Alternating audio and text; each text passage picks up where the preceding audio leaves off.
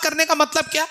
نمازوں کے لیے آنا، اپنی زندگی میں وقت نکالنا اور مسجد میں آ کر نماز کی پابندی کرنا، بعد جماعت نماز پڑھنا، اسے کہتے ہیں مسجدوں کو آباد کرنا۔ آج فلم تھیٹر آباد ہیں، آج بازار آباد ہیں، آج ہمارے شادی کے فنکشن ہال آباد ہیں، ویران ہے تو مسجدیں ویران ہیں۔ نبی علیہ السلام کی پیشن گوئی ہے، قیامت کے قریب مسجدیں کثرت سے بنیں گی اور مسجدوں پر لوگ فخر کریں گے، مسجدیں عالی شان بنائی جائیں گی، کافی زیب و زینت اس کے اندر ہوں گی، لیکن نمازیوں سے مسجدیں خالی رہیں گی۔ السلام علیکم ورحمۃ اللہ وبرکاتہ۔ ان الحمد للہ حمدا کثیرا طیبا مبارکا فیہ، الحمد للہ وحدہ والصلاة والسلام علی من لا نبی بعدہ وعلی آلہ واصحابہ واہل بیتہ اجمعین۔ محترم دینی اور اسلامی بھائیوں، آج 18 مئی 2025 بروز اتوار شہر حیدرآباد کے معین باغ کی مسجد ہاجرہ اہل حدیث میں جس عنوان کی وضاحت آپ کے سامنے کر رہا ہوں، اصلاح معاشرہ میں مساجد کا کردار، مسجد کا کیا رول ہوتا ہے، مسجد کا کیا کردار ہوتا ہے، اور ان مساجد کے ذریعے قوم و ملت کی کیا اصلاح کا کام ہوتا ہے، قوم و ملت کے لیے مسجد کتنا بڑا اہم سینٹر ہے، قرآن اور حدیث کی روشنی میں آپ کے سامنے اجاگر کرنے کی کوشش کروں گا۔ اس دنیا کا پہلا گھر جو مکہ میں ہے، جسے کعبہ کہتے ہیں، اس کی بنیاد ڈالی گئی، اسے پہلے بنایا گیا۔ سورہ آل عمران کی 96 نمبر آیت میں اللہ کہتا ہے، ان اول بیت وضع للناس ببکۃ مبارکا وہدی للعالمین، بے شک اللہ کا پہلا گھر جو لوگوں کے لیے مقرر کیا گیا وہی ہے جو مکہ میں ہے، اور وہ اللہ تبارک و تعالی برکتوں والا اور تمام جہان والوں کے لیے، اور یہ جو مکہ ہے، یہ جو کعبہ ہے، یہ برکت کا مقام ہے اور لوگوں کے لیے وہ چیز ہدایت کا ذریعہ ہے۔ جو مسجدیں اللہ کے گھر ہیں، اللہ کے نبی صلی اللہ علیہ وسلم ان مساجد کے بارے میں بیان فرماتے ہیں کہ جو شخص اللہ کے گھر کو بنانے میں ساتھ دے گا یا مساجد بنائے گا، من بنا للہ مسجدا،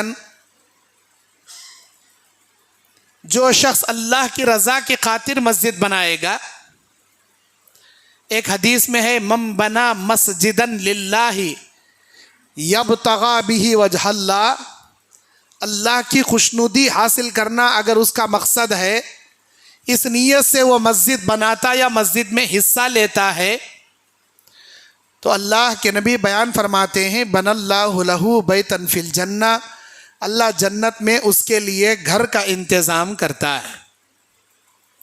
ایک دوسری حدیث میں نبی نے فرمایا من بنا مسجدا للہ کمفحص قطعۃ، جو شخص چڑیا کے گھونسلے کے برابر بھی مسجد بنائے گا، اللہ اس کے لیے بھی جنت بنائے گا، جنت میں گھر بنائے گا۔ یہ چڑیا کے گھونسلے کے برابر کی مسجد کا کیا معاملہ؟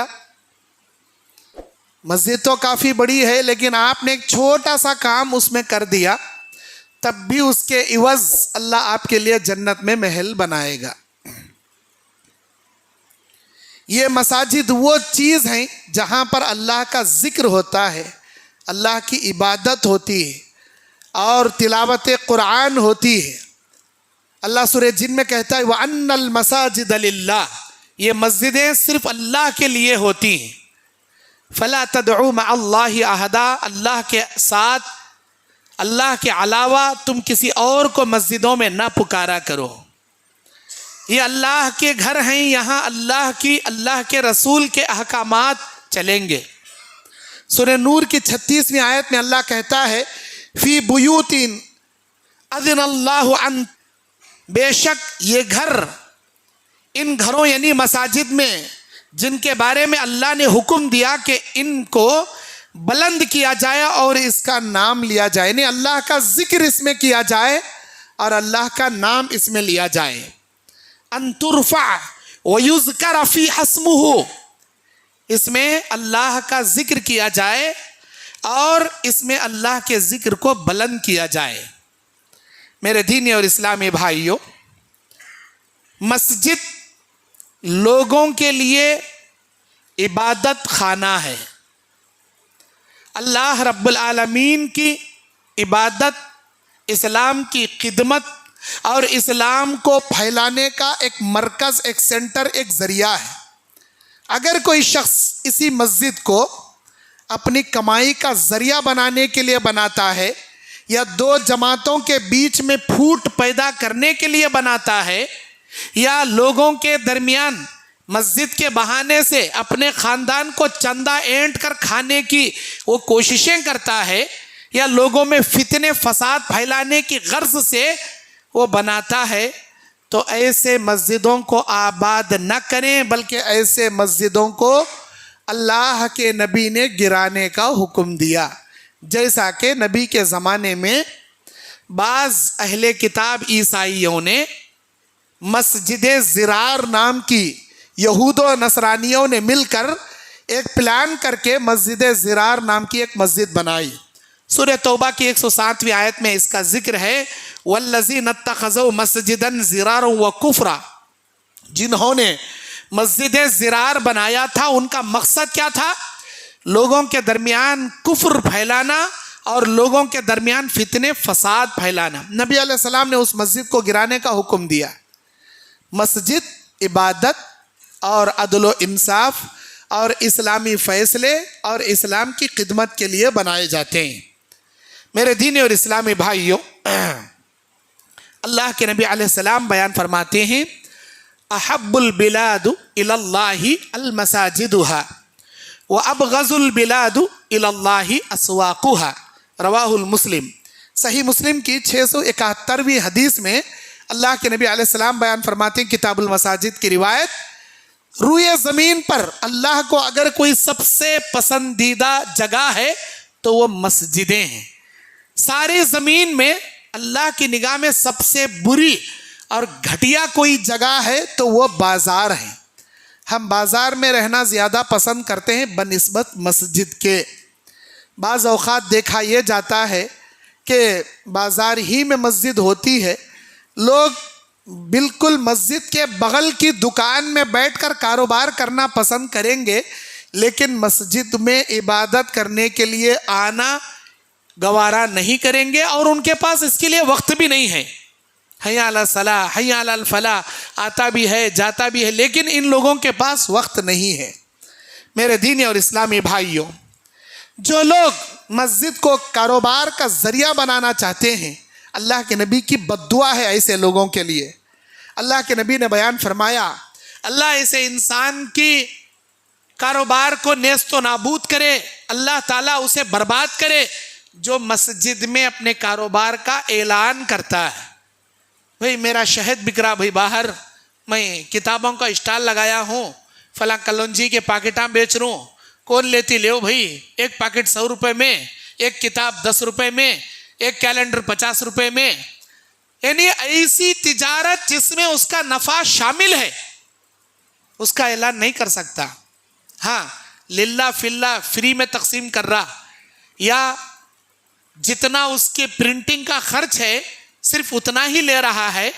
اگر کچھ لے رہا ہے اس پر زائد رقم تو وہ مسجد کو لگانے یا مسجد کی ترقی کے لیے وہ لگانا چاہتا ہے, اس کا اعلان کر سکتا ہے. اپنے کاروبار اپنے بزنس کا اعلان مسجد میں نہیں کر سکتا. گمی ہوئی چیز کا اعلان بھی مسجد میں نہیں کر سکتا. اللہ کے نبی نے بددعا فرمائی اس آدمی کی وہ چیز اللہ نہ دلائے جو مسجد میں اپنی گمی ہوئی چیز کا گمشدہ چیز کا اعلان کرتا ہے۔ میرے دین اور اسلامی بھائیوں، نبی کریم صلی اللہ علیہ وسلم کے زمانے میں جب مدینہ آپ ہجرت کر کے آئے، سب سے پہلے مسجد قباء آپ نے بنائی، مسجد قباء آپ نے بنائی، کیونکہ بنی سلمہ کے پاس آپ وہاں رکے تھے کافی دن تک، اور وہاں پر آپ نے سب سے پہلے مسجد قباء کی بنیاد ڈالی۔ اس کے بعد آپ صلی اللہ علیہ وسلم چونکہ حضرت ابو ایوب انصاری رضی اللہ عنہ کے مکان پر رکے تھے تو آپ کی خواہش تھی کہ مسجد بنائی جائے، تو سامنے کی زمین آپ لینا چاہ رہے تھے، تو ایک صحابی نے کہا اللہ کے نبی یہ میرے بھانجوں کی ہے جو یتیم بچے ہیں، میں ایسے ہی دینا چاہتا ہوں۔ نبی نے فرمایا کہ ہم اس کی قیمت ادا کرنا چاہتے ہیں، ہم مفت میں لینا نہیں چاہتے۔ چنانچہ آپ علیہ السلام نے قیمت ادا کی اور اس زمین کو لیا، آپ نے وہاں پر دوسری مسجد بنائی مسجد نبوی کے نام سے، اور اس مسجد میں آپ ویسے کام کر رہے تھے جیسے ایک عام مزدور کام کرتا ہے۔ ایسا نہیں کہ میں کائنات کا پیغمبر ہوں، میں اللہ کا رسول ہوں، اللہ تعالیٰ نے مجھے مسجد بنانے کا حکم دیا، میرا حکم ہے آپ سب لوگ بناؤ۔ آپ صلی اللہ علیہ وسلم مٹی کا گارا جسے کیچڑ ہم کہتے ہیں، وہ کیچڑ اپنے کاندھوں پر اٹھاتے تھے، اور کچی مٹی کے اینٹ جو بنائے گئے تھے اسے اپنے کاندھوں پر اٹھاتے تھے۔ آپ کے کاندھوں پر مٹی لگتی تھی، آپ کے کاندھے میلے ہو جاتے تھے، صحابہ کہتے تھے اللہ کے نبی چھوڑیے، آپ حکم کیجیے ہم کریں گے۔ نبی علیہ السلام کہتے تھے نہیں، میں باقاعدہ اس میں کام کروں گا۔ غزوہ خندق میں جب خندق کھودنے کا وقت آیا، آپ علیہ السلام صرف 10 صحابہ کو اتنے فٹ جگہ، تقریباً 16 فٹ کی جگہ نبی صلی اللہ علیہ وسلم 10 صحابہ کو بانٹ کر دے دیے تھے، یہاں سے یہاں تک کی زمین آپ لوگوں کے حصے ہے، آپ کو کھودنا ہے، اتنے فٹ کھودنا ہے، اتنی چوڑی کھودنا ہے خندق۔ جس طرح عام صحابہ کو بانٹ کر نبی خندق دیے تھے، نبی صلی اللہ علیہ وسلم بعض صحابہ کے ایک گروہ میں آپ بھی شامل تھے، آپ بھی اپنے حصے میں اتنی زمین لیے تھے، آپ بھی مزدوروں کی طرح باقاعدہ اس میں کھدائی کر رہے تھے اور اپنے کندھوں پر مٹی ڈھو رہے تھے۔ صحابہ اکرام دھوپ کے موسم میں اناج کھانے کے لیے نہیں ہے، صحابہ کرام پریشان کام کر رہے ہیں، اس کے اندر ایک بار بڑی چٹان آ گئی، کھودنے نہیں ہو رہا تھا صحابہ کو، نبی علیہ السلام کو بلایا گیا، نبی صلی اللہ علیہ وسلم بسم اللہ اللہ اکبر بول کر ہتھوڑے سے 3 مرتبہ مارے اور وہ چٹان چور چور ہو گئی۔ یہ نبی کے معجزات میں سے ایک معجزہ۔ بتانے کا مقصد یہ ہے، مسجد نبوی میں آپ علیہ السلام ایک عام مزدوروں کی طرح کام کر رہے تھے، آپ نے اپنے محنت سے اس مسجد کو بنایا، صحابہ کی مدد سے۔ میرے دین اور اسلامی بھائیوں، اس مسجد کے اندر صرف عبادت نہیں ہوتی بلکہ یہ تعلیم کا مرکز ہے، دینی تعلیم کا مرکز ہے، اور اس مسجد کے اندر دین کے کام کرنے کے لیے مشورے کیے جاتے تھے۔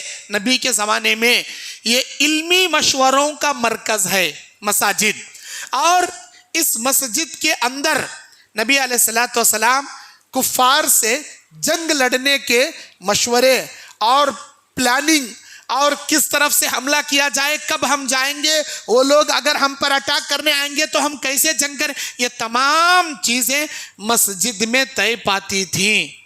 اور بعض حبشی غلام صحابہ جو جنگ کے حربے سیکھنے کے جستجو میں ہوتے تھے، اچھے ماہر صحابہ جو تلوار چلانا جانتے تھے اور بھالا چلانا جانتے تھے اور اسی طرح جنگ کے حربے جانتے تھے، وہ مسجد نبوی کے صحن میں صحابہ پریکٹس کرتے تھے۔ میرے دین اور اسلامی بھائیوں، علم کو پھیلانے کا مرکز تھا مسجد، کیونکہ اللہ کے نبی علیہ السلام صحیح مسلم شریف کی حدیث میں بیان فرماتے ہیں، 2699 نمبر کی حدیث، آپ علیہ السلام نے بیان فرمایا، من سلک طریقا یلتمس فیہ علما، جو آدمی اپنے مکان سے اس نیت سے نکلتا ہے کہ وہ دین کا علم حاصل کرے، کہاں نکلتا ہے؟ مسجد کو، مدرسے کو، جہاں دین کی تعلیم سیکھی جاتی ہے، سکھائی جاتی ہے، نکلتا ہے۔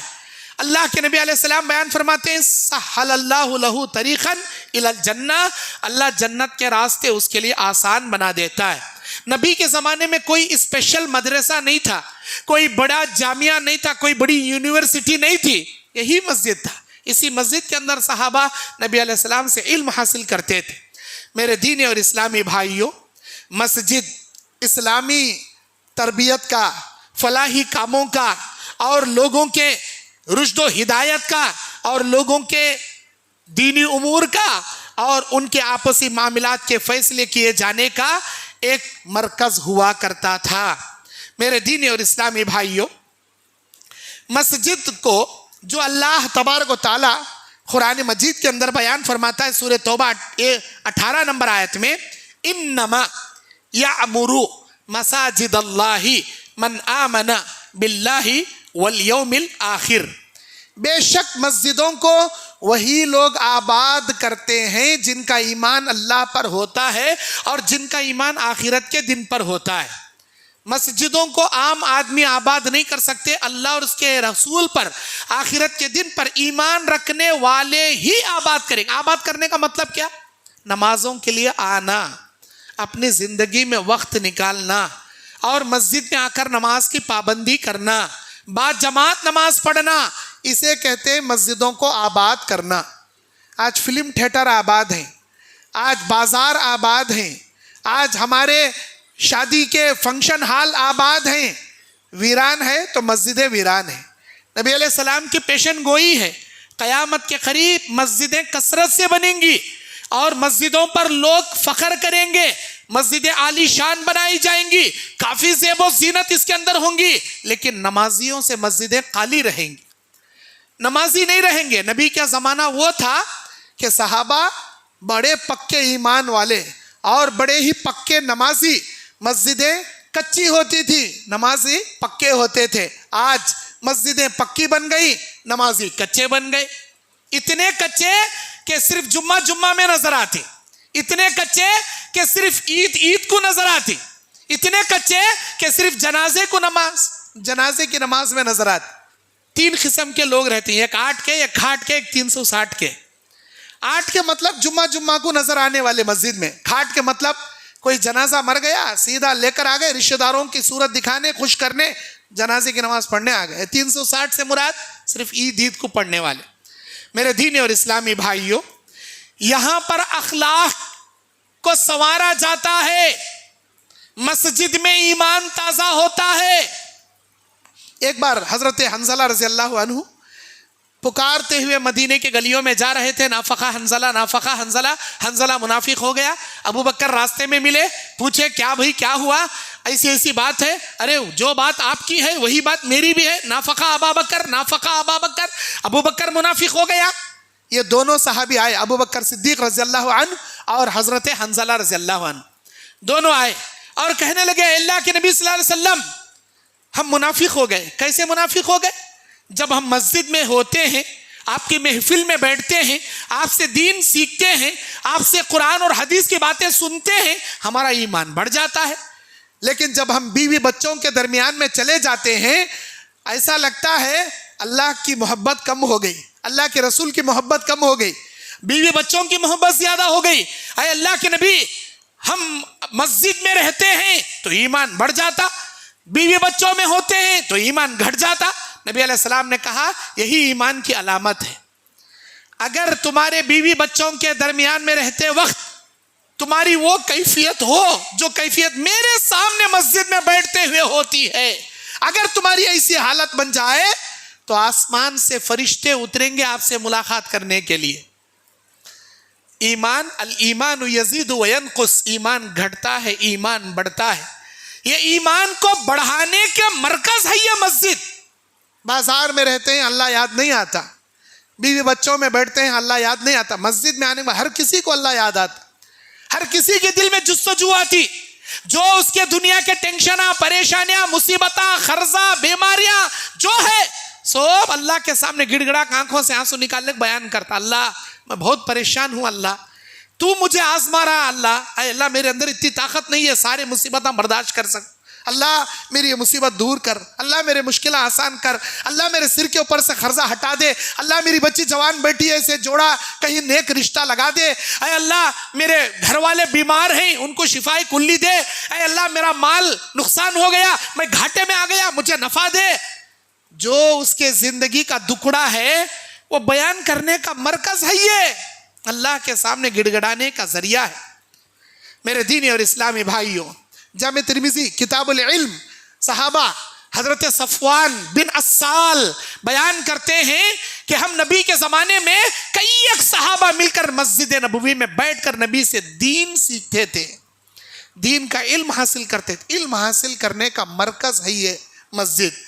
میرے دینی اور اسلامی بھائیوں، اسی لیے مسجد نبوی میں دور دراز سے آنے والے مسکین صحابہ جو نیا نیا اسلام قبول کیے ہیں، مسکین صحابہ، غریب صحابہ، ان کے لیے ایک مدرسہ قائم کیا گیا تھا مسجد نبوی کے اندر، جسے صفہ کہا جاتا تھا۔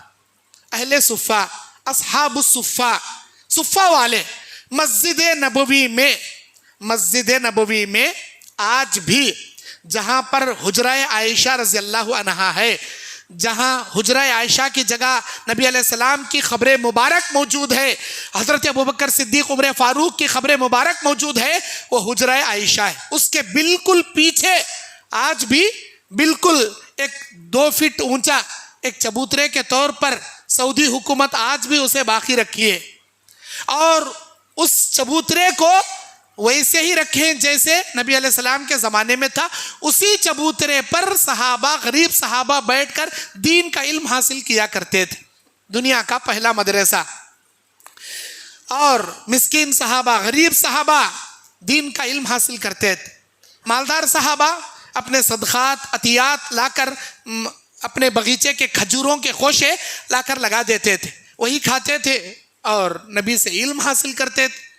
میرے دینی اور اسلامی بھائیوں، مسجد نبوی کے اندر یا مساجد کے اندر اگر کسی لوگوں کے معاملات ہو جائیں تو اسی مسجد میں بیٹھ کر نبی صلی اللہ علیہ وسلم لوگوں کے فیصلے کیا کرتے تھے۔ فیصلے کرنے، عدل و انصاف کرنے کا ایک کورٹ کے مثال تھا۔ اللہ کے نبی علیہ السلام کے زمانے میں اللہ اور اس کے رسول کے قانون کے مطابق، دین اسلام کے قانون کے مطابق فیصلے کیے جانے والا ایک مرکز تھا۔ یہاں تک کہ جب غزوہ بدر ہوا، غزوہ احد ہوا، خندق ہوا، یہ تمام معاملات اللہ کے نبی علیہ السلام مسجد نبوی میں بیٹھ کر صحابہ سے مشورہ کر کے طے کیے تھے۔ اور اتنا ہی نہیں بلکہ یہاں پر روحانی تربیت ہوتی تھی صحابہ کرام کی۔ روحانی تربیت سے مراد یہاں لوگوں کے اندر کی بے حیائی، برائی اور ان کے اندر کے گناہ اور ان کے اندر کے رذیل اخلاق کو دور کیے جانے کا ایک سبب تھا اللہ کے نبی علیہ السلام کے زمانے کی وہ مسجد۔ اللہ تعالیٰ قرآن مجید سورہ عنکبوت 45ویں آیت میں کہتا ہے اقم الصلاۃ، نماز قائم کرو۔ کیوں قائم کرو؟ نماز کیوں پڑھنا ہے، کیوں قائم کرنا ہے؟ آگے اس کی وجہ اللہ بتا رہا ہے ان الصلاۃ تنہی عن الفحشاء والمنکر، اس لیے کہ یہ نماز تمہاری زندگی کے بے حیائی سے تمہیں بچا لے گی، تمہاری زندگی کے برائی سے تمہیں بچا لے گی، تمہاری زندگی کے بدکاری سے تمہیں بچا لے گی، نماز بچائے گی۔ یہ کس کا قول ہے؟ یہ کس کا کہنا ہے؟ یہ کس کا فرمان ہے؟ یہ اللہ کا فرمان ہے۔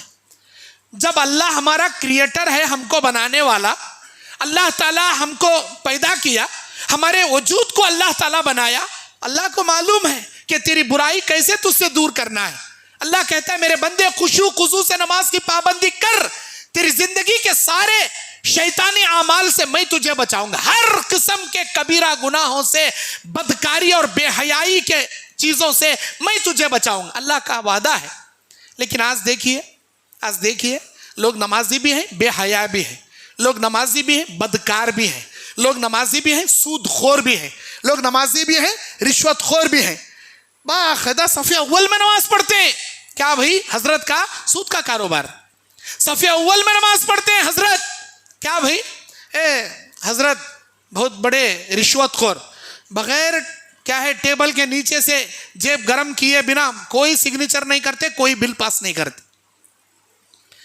حاجی صاحب حج کو جا گئی بھائی نو بہت بڑے حج، بہت کہتے کہ عمرے کری، کہتے کہ حجاں کری، اپنے نام کے آگے بڑا بورڈ لکھ لیا الحاج حاجی فلاں صاحب فلاں صاحب. لیکن معاملہ کیا ہے؟ ایک نمبر کے بے نمازی ہیں اور ایک نمبر کے دھوکے باز ہیں، ایک نمبر کے جھوٹے ہیں، اور 4-5 مرڈر کر کو جیل کی ہوا کھا لے کر بھی آ گئے ہیں. پھر کیا نماز میں آتے رہتے، کبھی کبھار دکھتے رہتے. کس کام کی یہ نماز؟ اللہ تو کہہ رہا ہے نماز پڑھیں گے بے حیائی سے بچیں گے.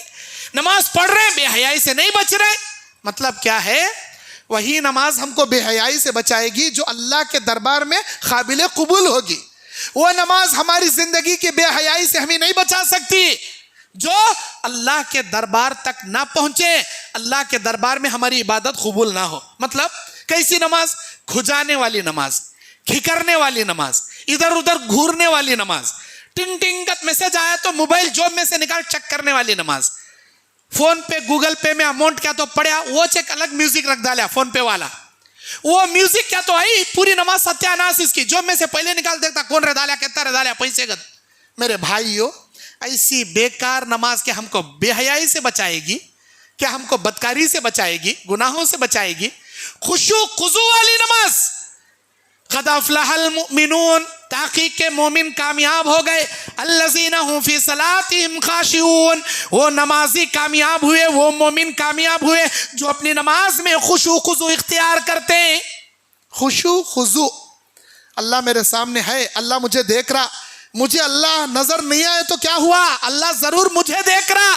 یہ ایمان، یہ یقین، یہ ڈر رکھ لے کو اللہ کے سامنے نماز پڑھنا. ایسی نماز ہر برائی سے بچاتی، ہر بے حیائی سے بچاتی. اللہ کا وعدہ کبھی غلط نہیں ہو سکتا. میرے دینی اور اسلامی بھائیوں، مساجد کے اندر جب دروس، قرآن کے دروس، حدیث کے دروس، اجتماع اور اسی طرح جمعہ کے خطبے اور تربیت اور ٹریننگ کے اسلامی تربیت کے حلقے اور دروس کا اہتمام کیا جانا چاہیے، جیسے نبی کے زمانے میں نبی صحابہ کو دروس دیا کرتے تھے. آپ صلی اللہ علیہ وسلم صحابہ کو روزانہ آپ کیا ہے قرآن کی آیتیں پڑھ کر سمجھاتے اور حدیث آپ علیہ السلام ان کو بتاتے، اسلام کی ٹریننگ آپ ان کو دیتے. خواتین نے کہا اے اللہ کے نبی، آپ یہ سارے بیانات، آپ یہ سارے چیزیں مردوں کے لیے سنا رہے ہیں، ہم عورتوں کے لیے بھی سنائیے. آپ علیہ السلام نے ان کے لیے ایک دن خاص کیا اور عورتوں کے لیے بھی نصیحت کا ایک دن آپ نے خاص کیا. عورتوں کا بھی آپ نے کیا ہے، آپ نے درس کا اہتمام کیا. میرے دینی اور اسلامی بھائیوں، یہ مساجد اللہ تبارک و تعالیٰ کے دین کو پھیلانے کے مرکز ہیں اور دین کی خدمت کے ذریعہ ہیں. اسی طرح اللہ کے نبی صلی اللہ علیہ وسلم بیان فرماتے ہیں، حضرت ابو ہریرہ کہتے ہیں بخاری کی حدیث میں 2048 نمبر کی حدیث کہ ہم صفہ میں سے تھے، ہم تعلیم حاصل کرتے تھے، نبی صلی اللہ علیہ وسلم ہم کو تعلیم دیتے تھے اور ہم مسجد نبوی میں ہوتے تھے. صفہ کے صحابہ، اصحاب صفہ کے صحابہ، غریب صحابہ، جب نبی علیہ السلام اللہ اکبر بول کر رکوع میں جاتے تو بعض صحابہ گر جاتے. لوگ کہتے کہ بھائی امام رکوع میں گئے تو رکوع کرنا، یہ لوگوں کو معلوم ہوتا نہیں کیا؟ امام رکوع میں گئے تو رکوع میں جانے کے بجائے سجدے میں گر جا رہی. اللہ کے نبی ان کو بعد میں سناتے کہ آپ سے زیادہ دین ان کو معلوم ہے. امام جب رکوع کرے تو مقتدی کو رکوع کرنا چاہیے، لیکن وہ گرتے اس لیے ہیں کہ وہ ایک ایک دن کے بھوکے ہیں، 2 دن کے بھوکے ہیں، ان کے پیٹ میں غذا، وہ بے ہوشی کے عالم میں گرتے ہیں. صحابہ، حضرت ابو ہریرہ کہتے ہیں ہم میں کے کئی صحابہ ایک ایک دن کے بھوکے، 2 دن کے بھوکے. اللہ اکبر. خود غزوہ خندق کے موقع پر نبی علیہ السلام اپنے پیٹ پر 2 پتھر باندھ کر کام کر رہے تھے. میرے دین اور اسلامی بھائیوں، اسی مسجد کے اندر غزوہ بدر کے جب جنگ ہوئی، وہاں سے کئی ایک لوگوں کو قیدی بنا کر مدینہ لایا گیا. 70 قیدیوں کو مسجد نبوی کے اندر باندھا گیا تھا، یعنی مسجد نبوی کے باہر انگن میں ستونوں سے ان کو باندھ کر بٹھایا گیا تھا. اور جب ملک یمامہ کا بادشاہ سمامہ بن اسال جب وہ گزر رہا تھا، اسے قید کر کے لایا گیا. इसी मस्जिद नबवी के सुतून से सुमामा बिन असाल को बांधा गया और कैदियों को इस मस्जिद के सहन में रखा गया तो नबी सल्लल्लाहु अलैहि वसल्लम उनके साथ काफी शफकत, काफी रहम और काफी हमदर्दी और काफी अखलाक का मुजाहिरा आपने किया। शायद दुनिया का कोई हुक्मरान कैदियों के साथ वो सुलूक किया हो जो नबी अलैहिस्सलाम ने बदरी कैदियों के साथ आपने किया। बाद सहाबा मशवरा दे रहे थे, अल्लाह के नबी हमला मारने आए थे, पकड़े गई, मार डालो इनको, कतर डालो। नहीं, एक सहाबी मशवरा दिया, अल्लाह के नबी इनमें से जो पढ़े लिखे हैं मदीने के 10 बच्चों को पढ़ा देंगे तो आज़ाद कर दीजिए। तालीम को आपने अहमियत दी और उसी मस्जिद नबवी में मदीने के बच्चों को लाकर तालीम का आपने क्या है इंतज़ाम किया और बच्चों को पढ़ाने के इवज़ लिखना पढ़ना सिखाने के बदले में उन कैदियों के आज़ादी का परवाना आपने सुनाया। सुमामा बिन असाल को 3 दिन तक नबी के घर से दूध पहुंचाया जाता था और खैरियत नबी पूछते थे। सुमामा अपनी निगाहें नीचे रखे नबी की जानिब देखे बिना ये कहा करते थे कि अल्लाह के नबी, मैंने आपके असहाब को मारा है, बदले में आप मार दीजिए, हिसाब बराबर, पैसा होना, फिदिया होना, कितना पूछो, निकाल दे डाल तो नहीं, माफ करेंगे, जिंदगी भर आपका एहसान याद रखता हूँ। नबी कुछ नहीं बोलते, चुपचाप चले। 3 दिन यही जवाब। नबी ने कहा इनको रस्सियाँ खोल दो, इनको आज़ाद कर दो, हमको आपका पैसा नहीं चाहिए, हमको आपकी कोई मेहरबानी नहीं चाहिए, जाओ हमने आपको माफ़ कर दिया, आप आज़ाद हैं, आप आराम से चले जाओ। अरे इस्लाम भी नहीं लाए, कुछ भी नहीं, आज़ाद कर दिए। गए मदीने में एक खजूर के बाग में गुस्ल किए, वापस मस्जिद नबवी आए। बोले अल्लाह के नबी, पहले तो मैं कैदी था, कैदी होकर इस्लाम कबूल करता तो जाने के खौफ में इस्लाम कबूल किया, ऐसा मेरे ऊपर दबाव आ सकता था, ऐसा इल्ज़ाम आ सकता था। अब मैं आज़ाद हूँ, मेरे दिल से इस्लाम कबूल करता। सारी दुनिया के अदियान में, सारी दुनिया के मजहबों में सबसे बुरा मजहब मैं आपका समझता था, मेरे दिल में इस वक्त सबसे प्यारा मजहब आपका मजहब हो गया और मैं सबसे ज्यादा नफरत आपसे करता था। लेकिन कसम अल्लाह की, जब आपके चेहरे पर मेरी निगाह पड़ी, इतना प्यारा, इतना खूबसूरत चेहरा, मेरी जिंदगी में सबसे ज्यादा मोहब्बत मुझे आपके चेहरे से हो गई, आपके ज़ात से हो गई। सबसे ज्यादा मैं मोहब्बत अब आपसे करता हूँ। मेरे दीनी और इस्लामी भाइयों, यही नहीं, ये सही बुखारी के अंदर मौजूद है सुमामा बिन असाल के इस्लाम लाने का वाक़या। मस्जिद में नबी सल्लल्लाहु अलैहि वसल्लम, आप सल्लल्लाहु अलैहि वसल्लम बदबूदार चीज़ें खाकर आने से आपने मना किया है। आज हमारे अक्सर नौजवान गुटखा खा के आते हैं, तंबाकू खा के आते हैं, बीड़िया सिगरेटा पी को आते हैं, पान खा लेकर जर्दे वाला पान खा लेकर आते हैं और क्या समझते हैं, मस्जिद का बाथरूम बोले तो पब्लिक प्लेस, जैसे बस स्टैंड में रहता, जैसे चलते फिरते रास्तों पे पब्लिक टॉयलेट्स रहती, वही सब मस्जिद का टॉयलेट। जत्ता पान जर्दे का खाया रहता, मस्जिद के कोने में आको थूकता, वहां नहीं थूकता, यहाँ मस्जिद में आको थूकता, वजू खाने में थूकता या मस्जिद के बाथरूम में जाको थूकता। कहीं का थूकता, जर्दे का पान, गुटखा, तंबाकू और बीड़ियाँ सिगरेटा पीले का सो वो वहाँ बुझाता, या नहीं तो अंदर ही बैठ को पूरी बीड़ी सिगरेट पी को वहाँ बुझा को निकल को आता, पूरा बाथरूम धुएं से भरा डालता। बाहर पिए तो मुसल्लियाँ देखती, अंदर ही बैठता, सिलगारता, बैठ को पीता घंटिया से, गंदी जगह। मेरे भाइयों, आपके ससुराल में आप जाते होंगे, आपकी अहलिया को, बच्चों को लेके आपके ससुराल कभी कभार जाते होंगे, आपके ससुरे साहब के मकान के टॉयलेट में कभी ऐसा जर्दे का पान खा को थूके, कभी ऐसे बीड़ियाँ सिगरेटा वहाँ फेंके, ससुरा क्या करेंगा, बुला को बोलता ऐसा गलीज, ऐसा नालायक का तो मालूम रहता, मेरी बेटी को नहीं देता था ना रे तुझे, चल रे पहले मेरे घर से निकल रे, अकल नहीं तुझे, यहाँ थूक को मरे, पूरा गंदा कर को रखा। ससुरे का डर, अरे ससुरे साहब क्या बोलते हैं कि थूक आया तो भी निकल लेता वहाँ ससुराल में। मस्जिद बोले तो वत्ता केयरलेस, वत्ती आम जगह, अरे अल्लाह का घर है भाई ये। और कई लोग मस्जिद को नमाज पढ़ने नहीं आते, खाली टॉयलेट यूज करने आते। भाई बहुत जोर से टॉयलेट आ रहा, भाई कहाँ है, उधर गए तो पैसा पे कर को वॉशरूम जाना पड़ेगा। मस्जिद है ना फ्री में, अल्लाह के रास्ते में लिल्ला फिल्ला जाओ, बैठ जाओ जाओ। नमाज को एक वक्त भी नहीं आता अल्लाह का बंदा, ओनली टॉयलेट यूज करने आता। महल्ले की मस्जिद बोले तो टॉयलेट या वॉशरूम इस्तेमाल करने का सबब जरिया कैसे रखा, हमें बना ली। अल्लाह से डरना चाहिए। ये बाथरूम, ये वॉशरूम मुसल्लियों के लिए बनाया जाता है, पब्लिक प्लेस नहीं है। रास्ते में आम चलते फिरते आदमियों के लिए नहीं है।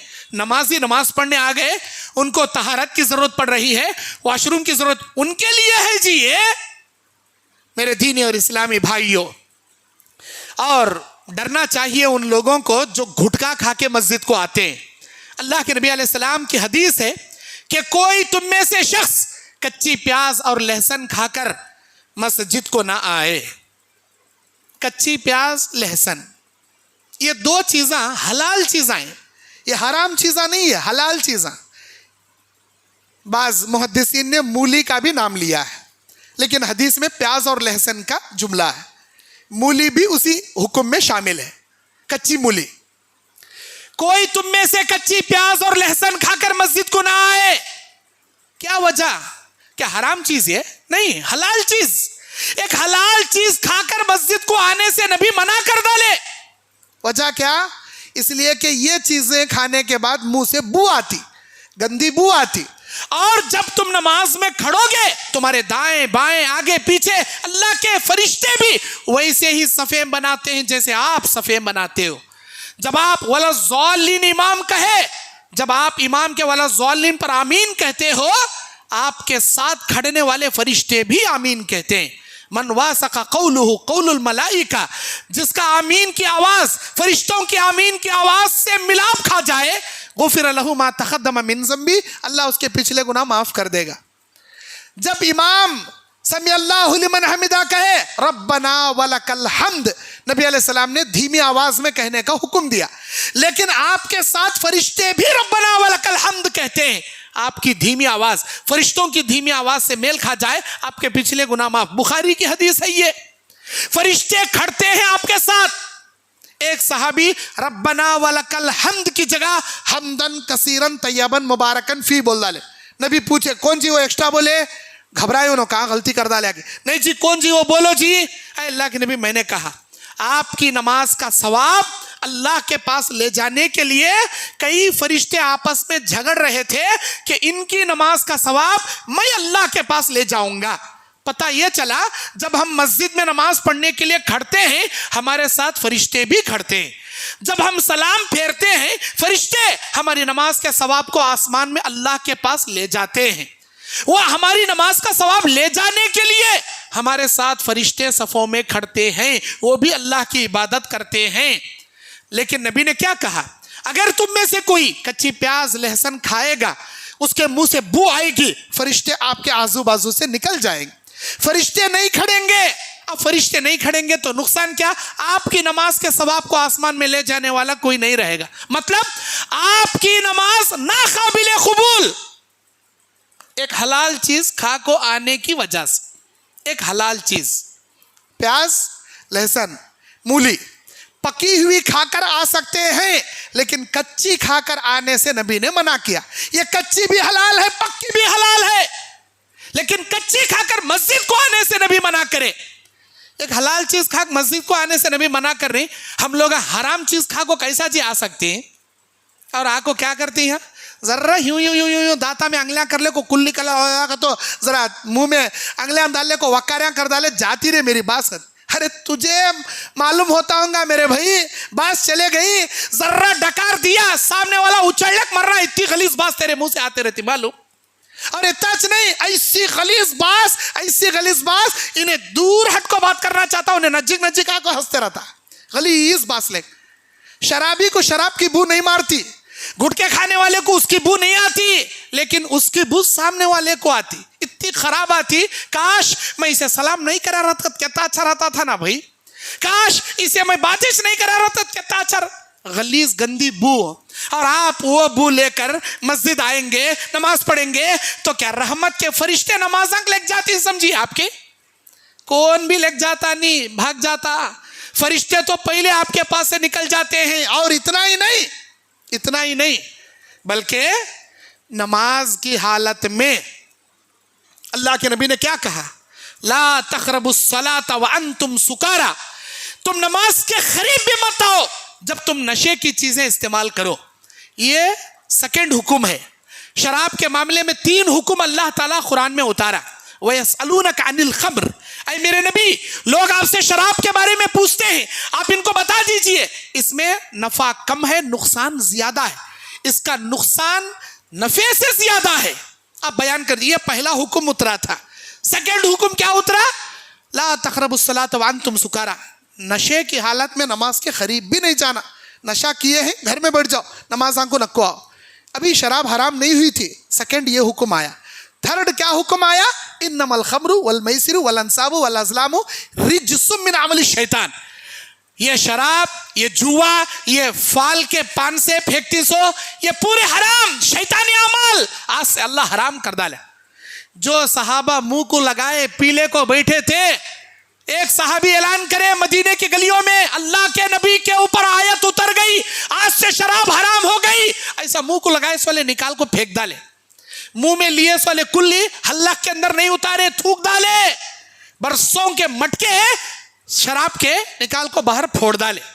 ایک جھٹکے میں ایسا چٹکی بجانے میں شراب کی لت صحابہ نکال ڈالے. اللہ کا حکم آتے ہی آج ہمارے نوجوان کو آیاتاں سنائی جاتی، حدیثاں سنائی جاتی، گائے کے سامنے پنگی بجائی جیسا مثال بن جاتی. حضرت تو اثرش نہیں ہوتی باتاں.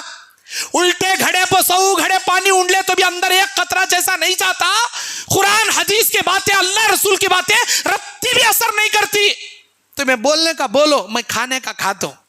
حضرت مولانا یہ سب بولنے آنوں کو ایک دن کو 20 گھٹکے لازم کھانا میں نہیں کھایا مجھے فٹس کی بیماری آتی، مرگی کے دورے پڑتی، ہاتھا اکڑ جاتی. ارے اکڑے تکڑیں دے، مرگی کے دورے میں مریات مرین دے، اللہ جنت تو بھی دیتا. یہ حرام کا کھاک مریات جنت نہیں دیتا. اللہ کے نبی کیا بولے؟ ایک حرام کا لقمہ کھایا 40 دن کی نمازی اللہ تیری قبول نہیں کرتا. ایک گھٹ کا منہ میں ڈالا 40 دن کی عبادت ستیہ ناس. میرے دینی اور اسلامی بھائیوں، نبی صلی اللہ علیہ وسلم مسجد کو مالیاتی تعاون کا سبب اور ذریعہ بھی بناتے تھے نبی کے زمانے. یہ مسجدیں کیا ہیں؟ مالیاتی تعاون اکٹھا کرنے کا ایک ذریعہ ہے. غزوات کے لیے نکلنا ہوتا تھا نبی کے زمانے میں تو نبی علیہ السلام مسجد ہی میں بیٹھ کر صحابہ سے اعلان کرتے، ہے کوئی آپ میں سے غزوہ خیبر کے لیے اپنا مال کا تعاون دینے والا؟ ہے کوئی آپ میں سے جو غزوہ تبوک کے لیے دینے والا؟ صحابہ کہتے ہیں اللہ کے نبی میری طرف سے 100 اونٹ. عثمان بن عفان رضی اللہ عنہ، اے اللہ کے نبی میری طرف سے 100 اونٹ، میری طرف سے 100 اونٹ. اے اللہ کے نبی 3000 دینار سونے کے سکے لیجئے. ابو بکر صدیق میرے سارے گھر کا سامان. عمر فاروق رضی اللہ عنہما آدھے گھر کا سامان. کہاں دیے؟ مسجد میں لا کر دیے.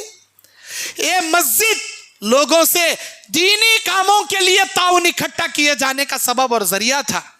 آج بھی مسجدوں میں مدرسوں کے لیے اعلان ہوتے ہیں، فلاں جگہ مسجد کی زمین خریدی گئی، فلاں حلقے میں مسجد تعمیر ہو رہی ہے، فلاں ہمارے شہر حیدرآباد میں فلاں عورتوں کی مسجد بنائی جا رہی ہے، فلاں یتیم خانہ بنایا جا رہا ہے، فلاں مدرسے کے لیے زمین لی گئی ہے.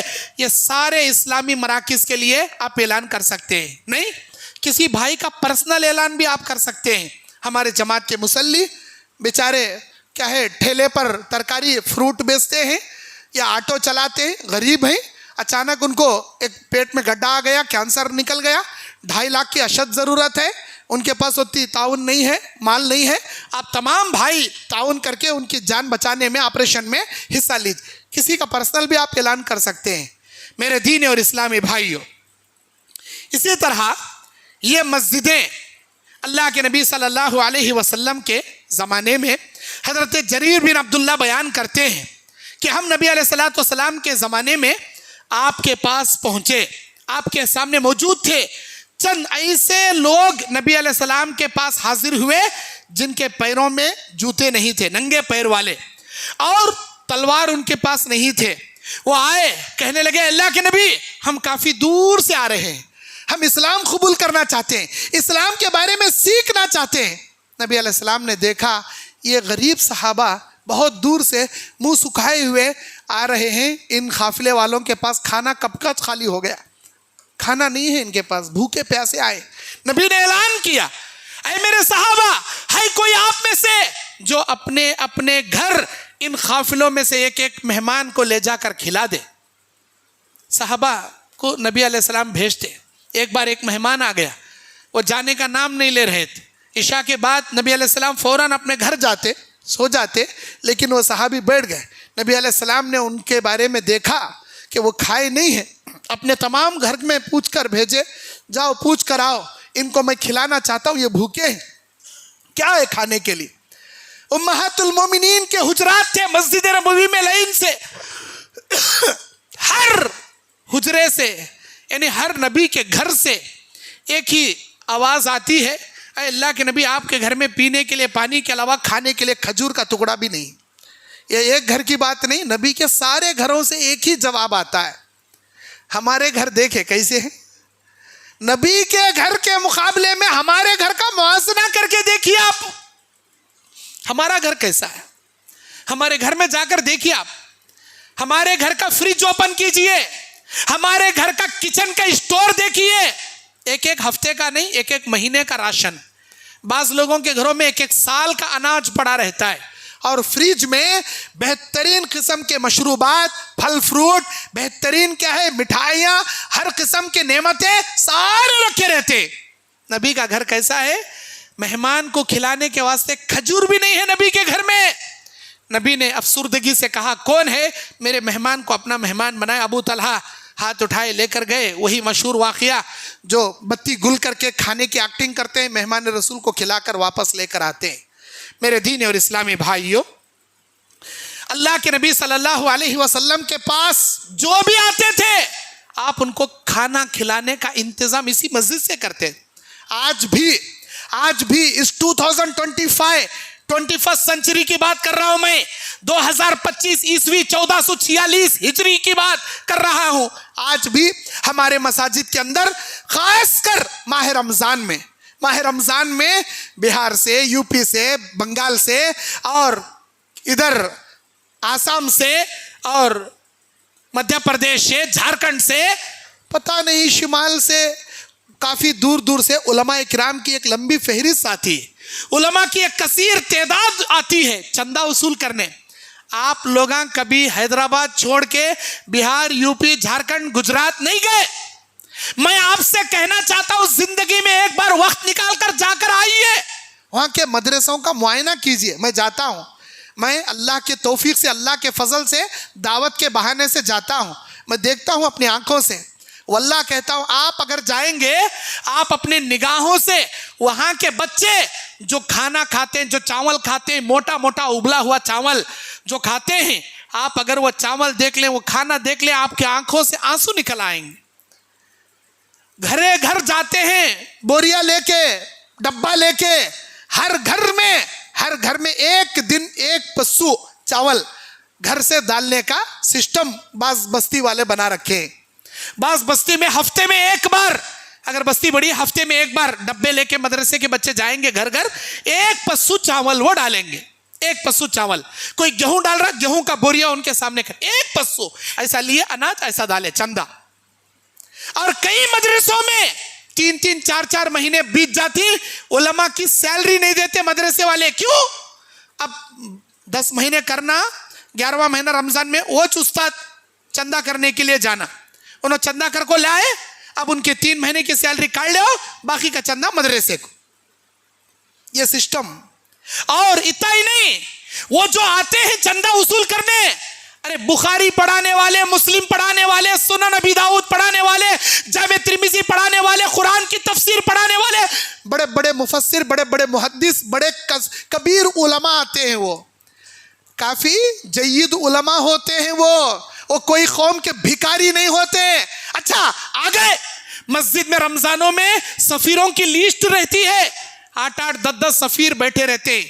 اب مسجد کا سسٹم کیسا, متولی صاحب وہ ڈیوٹی, متولی صاحب کی, صدر صاحب کی, سیکریٹری صاحب کی, انہوں کھانے بلا لے جانا, उन्होंने क्या है सहरी का इंतजाम करना, उन्होंने इफ्तारी। हम लोग हम पूछ को हम ना नहीं भाई, वो हमारी जिम्मेदारी नहीं। क्यों? अल्लाह दौलत नहीं दिया, अल्लाह खाना नहीं दिया। किसी मुसाफिर को आप नहीं बोल सकते मेरे भाई चलो मेरे साथ, आप रोजा इफ्तार कर लिए, चलो मैं होटल में ले जाके आपको खाना खिलाता हूं। नहीं खिला सकते? नहीं, आप मत ले जाओ, लाओ एक 5 आदमियों का व्हाइट चावल, दाल चावल सादा लाकर, भाई मेरी तरफ से ये 10 मुसाफिरों को, आज के सफिरों का खाना मेरी तरफ से, सहरी भी इफ्तारी भी। कोई है अल्लाह का बंदा 1000 में 1 होगा, 100 में 1 होगा, वरना जो मस्जिद में कर ले करी उन्होंने करना। अल्लाह ताला आपको जब पटकेगा जहन्नम में, जहन्नम का दारोगा अहले जन्नत सवाल करेंगे, मा सलककुम फी सकर, क्यों आई जी जहन्नम में, क्या जुर्म करे थे जी तुम्हें? क्या जवाब देंगे? खालू लम नकु मिनल मुसल्लीन, हम नमाज नहीं पढ़ते थे, वलम नकु नुतइमुल मिस्कीन, मिस्किनों को खाना नहीं खिलाते। अरे जय्यद उलमा है, अंबिया के वारिसीन हैं वो, जो रमजान में आपसे ताउन लेने के लिए आते हैं, और हमें क्या हकारत की निगाह, कमीशना खाने वाले रहे नो, 1 नंबर के कमीशना खाए, डाकुआ इनो, चोरा इनो। अल्लाह के वास्ते उलमा को ऐसा इल्जाम मत दो। अगर चंदा नहीं देना चाहते, बातें करके उनका दिल मत दुखाओ। मेरे दीनी और इस्लामी भाइयों, वो कमीशन खाने वाले नहीं होते, हर आलिम ऐसा नहीं होता। हाँ, बाज उलमा कमीशन के ऊपर चंदा करते होंगे, लेना उनका दुरुस्त भी है, क्योंकि सफ़र करते हैं, मेहनत करते हैं। 10% 20%। हमारे एक उस्ताद थे, हमारे शेखुल हदीस, मुझे सिखाने वाले, उन्होंने कहा कि 30% तक लेना भी दुरुस्त है, बशर्ते है उसी में उनका सफरी खर्च हो, उसी में उनका खाना हो, उसी में उनका सब कुछ हो। 30% तक ले। लेकिन आज के माहौल में 40%, 50%, 60% हराम है। ये उम्मत की अमानत में खयानत है। ये लेना जायज नहीं, ये देना भी जायज नहीं। अब उन्होंने ले रहे हैं 20%, 10%, हक है उनका। लेकिन आप कौन होती मैं इल्जाम लगाने वाले, भिखारियों की निगाह से देखने वाले? अरे यही उलमा हैं जो मदरसों से अंबिया के वारिसीन को तैयार करते हैं। हम उन्हीं मदरसों में कौम की ज़कात, कौम के सदक़ात, कौम के फितरे खाकर पड़े हैं। हम जैसे हजारों उलमा, कोई 100 में 10 या 20% होंगे जो अपने वालिदैन, अपने बच्चों की फीस पे करके, नहीं हम अपने बच्चों को ज़कात नहीं खिलाना चाहते, हम ये खिलाएंगे, अपना पैसा खिलाएंगे, पे करने वाले। अब जाकर देखो मदरसों में 90 से 80% वहां पर ज़कात खाने वाले बच्चे होते हैं, 10 से 15% फीस पे करने वाले होते हैं। मेरे दीनी और इस्लामी भाइयों, बताने का मकसद ये है, मस्जिद में जो भी मुसाफिर आए, चाहे उलमा आए, कोई भी गरीब आए, खाना खिलाने की आदत बनाइए। इससे आपके कमाई में बरकतें आएंगी, आपके मुसीबतें दूर होंगी। मस्जिदों में अल्लाह के नबी सल्लल्लाहु अलैहि वसल्लम बीमारों की तीमारदारी करने या जख्मियों की मरहम पट्टी करने का सबब भी बनाते थे।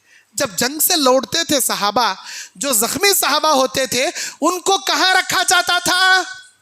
कहाँ? उनके घर में नहीं, मस्जिद नबवी में बाहर सहन में उनको रखा जाता और उनकी तीमारदारी की जाती, मरहम पट्टी की जाती। मस्जिद में अगर कोई मेडिकल कैंप लगाना चाहते हैं, मरीजों को देखना चाहते हैं, मरीजों को फ्री क्या है इलाज करना चाहते हैं, कर सकते हैं, कोई हरज की बात नहीं। मेरे दीनी और इस्लामी भाइयों, हजरत साद बिन मुआज को ग़ज़वा खंदक में जब सख्त जख्मी हो गए, उनको मस्जिद नबवी में नबी के खीमे में रखा गया। मस्जिद नबवी में खीमा था नबी का, वहाँ हजरत साद बिन मुआज को रखा गया। ये बुखारी 440 पर 7 नंबर की हदीस है। मेरे दीनी और इस्लामी भाइयों, इस मस्जिद में गैर मुस्लिमों का दाखिला ममनू करार दिया गया। गैर मुस्लिमों को, जैसे ईसाई है, यहूदी है, नसरानी है, हिंदू है, इनको अगर वो इस्लाम सीखने की गर्ज से आना चाहते हैं, आप आने दीजिए। उसकी भी दलील है, सही बुखारी के अंदर एक बाब इमाम बुखारी ने बांधा है, बाबु क़िस्सतु अहलुन नजरान, नजरान वालों का किस्सा। नबी के ज़माने में मुल्क नजरान से बाज़ ईसाइयों का वफ्द मस्जिद नबवी आया था और वो मस्जिद नबवी में ठहरे थे। नबी अलैहिस्सलाम ने उनसे गुफ्तगू की तो इस्लाम की दावत दी। वो बोले हमें पहले से मुसलमान। वो कैसे मुसलमान? जब तक ईसा अलैहिस्सलाम को अल्लाह का बेटा कहोगे, मरियम को अल्लाह की बीवी मानोगे, आप मुसलमान हो ही नहीं सकते। نبی علیہ السلام نے ان نجران کے عیسائیوں کو مسجد نبوی میں ٹھہرایا تھا. اگر کوئی اسلام سیکھنا چاہتا ہے, اسلام کے بارے میں جانکاری لینا چاہتا ہے, ٹھہر سکتا ہے, لیکن فتنے کی غرض سے آ رہا ہے اسے مسجد سے آپ خارج کریں گے. ایک بدو آیا تھا نبی کے زمانے میں, کونے میں کھڑے ہو کر پیشاب کر رہا تھا. صحابہ مارنے گئے, نبی بولے چھوڑو اسے. جب پیشاب مکمل کیا تو نبی بولے اس جگہ پانی ڈال دو, اسے بٹھا کر سمجھائے یہ اللہ کے گھر ہیں, یا عبادت ہوتی ہے, ایسے گندے کام نہیں کرنا. یہ رحم, یہ شفقت, یہ محبت, یہ پیار بھرا طریقہ اسلام قبول کر لیے. وہ صحابی اسلام قبول کر لیے. میرے دین اور اسلامی بھائیوں, یہ مسجدیں اللہ رب العالمین کے عبادت کے لیے بنائے جاتے ہیں, اللہ کے دین کو پھیلانے کی غرض سے بنائے جاتے ہیں. جہاں کہیں بھی مسجدیں بن رہی ہیں یا مسجدوں کے زمین کے لیے کوئی آپ سے اعلان کرتا ہے تو ان مسجدوں کا تعاون کرنے میں آپ پیچھے مت ہٹیے, کیونکہ مسجد کے تعاون کرنے کے 3 فائدے ہیں. پہلا فائدہ کیا ہے؟ جس مسجد میں آپ پیسہ لگائیں گے, کسی بھی توحید کی مسجد, شرک اور بدعت کی مسجد میں نہیں لگانا, توحید کی مسجد میں لگانا. توحید کا تو مسجد توحید نام ہے, سو مسجد میں توحید کے خلے جو کتاب و سنت کے مطابق وہاں پر عبادت اور اللہ کی دین کی خدمت ہوتی, ایسے توحید کے خلے میں آپ اپنا پیسہ لگا سکتے. جہاں پر چہلم کتے, 11ویں کتے, عرساں کتے, ایسے ویسے ہوتی, وہاں پیسہ نہیں لگانا. اگر کوئی مسجد کا اعلان کرتا آپ اپنا پیسہ لگاتے ہیں, اللہ کے نبی علیہ السلام کہتے ہیں کہ ایسے شخص کے لیے اللہ تعالیٰ جنت میں گھر بنائے گا. آپ کی نیت کے اوپر ڈیپینڈ, کیا نیت سے دیکھ رہے اللہ. لوگ آپ کی صورت دیکھتے ہوں گے, آپ کا اوپر کا دیکھتے ہوں گے, اللہ آپ کے اندر کی نیت کو دیکھتا. خالص نیت سے دینا, ریاکاری کی نیت سے نہیں. نمبر 2, مسجدوں میں تعاون کرنے سے, مسجدیں میں خیر آپ کیا ہے اپنا ہدیہ دینے سے یا مسجدوں کے کنسٹرکشن میں حصہ لینے سے آپ کے لیے دوسرا فائدہ کیا ہے؟ اللہ کے نبی کی حدیث ہے, من دل علی خیر فلہ مثل اجر فاعلہ. جو کوئی کسی نیکی کی بیج ڈالے گا یا نیکی کی بنیاد ڈالنے میں مدد کرے گا, اس مسجد میں جتنے مصلی نماز پڑھیں گے اس زمین خریدنے والے کو یا مسجد بنانے والے کو اللہ اس کا اجر دیں گے. اور نمازیوں کی عبادت میں, ان کے ثواب میں ذرہ برابر اللہ کمی نہیں کرے گا. آج ماشاءاللہ یہ مسجد ہاجرہ ہے. اس مسجد حاجرہ کو جن جن لوگوں نے یہاں زمین خریدا, اتنی عالیشان اتنی بڑی مسجد ماشاءاللہ بنائے, اوپر نیچے یہ قربانیاں جن جن لوگوں نے دی, آج جتنے بھی ہم لوگ یہاں بیٹھ کر عبادت کر رہے ہیں, بیان سن رہے ہیں, دینی حلقہ بنائے بیٹھے ہیں, اللہ کے لیے نمازیں پڑھ رہے ہیں, یہ مسجد بنائے والوں کے لیے ہماری عبادتیں صدقہ جاریہ ہیں. چاہے وہ زندہ ہیں تب بھی, اگر وہ مر کر خبر میں پہنچ گئے تب بھی, قیامت کی صبح تک یہ مسجدیں ان کے لیے صدقہ جاریہ بن جائیں گی. اور تیسرا فائدہ, مسجدوں کے معاملات میں, دین کے معاملات میں آپ اپنا پیسہ حلال کا ہاتھ چھپا کر دیں گے تو ہر 1 روپیے کے بدلے 700 روپیوں کی برکت اللہ تعالیٰ آپ کو عطا کرے گا. مثل الذین ينفقون فی سبیل اللہ کمثل حبۃ انبتت 7 سنابل فی کل سنبلۃ 7 سنابل. اس آدمی کی مثال جو اللہ کے راہ میں ایک دانہ 1 روپیہ دیتا ہے, گویا اس نے 1 دانہ زمین میں ڈالا, اس سے ایک درخت نکلا, 7 بالیاں نکلی, ہر بالی میں 100 دانے لگے, 7 بالیوں میں 700 دانے لگے. اللہ مثال بیان کرتے کہتا ہے, میرے بندے تو میرے مسجد کے لیے 1 روپیہ دے, میں تیری کمائی میں اسی دنیا میں 700 روپیوں کی برکتیں عطا کروں گا. سورہ بقرہ کی آیت کا ترجمہ ہے, اور اللہ کا وعدہ کبھی غلط نہیں ہوتا. بس میں اسی پر اپنی بات ختم کرتا ہوں. اللہ سے دعا کرتا ہوں اللہ تعالیٰ مجھے اور آپ کو جہاں بھی مسجدیں بن رہی ہیں یا مسجدوں کا کام چل رہا ہے, ان مساجد کے اصلاح کے پہلو پر ہم کو بڑھ چڑھ کر اس میں ساتھ دینے کی اللہ توفیق عطا فرمائے. آمین. وآخر دعوانا ان الحمد للہ رب العالمین.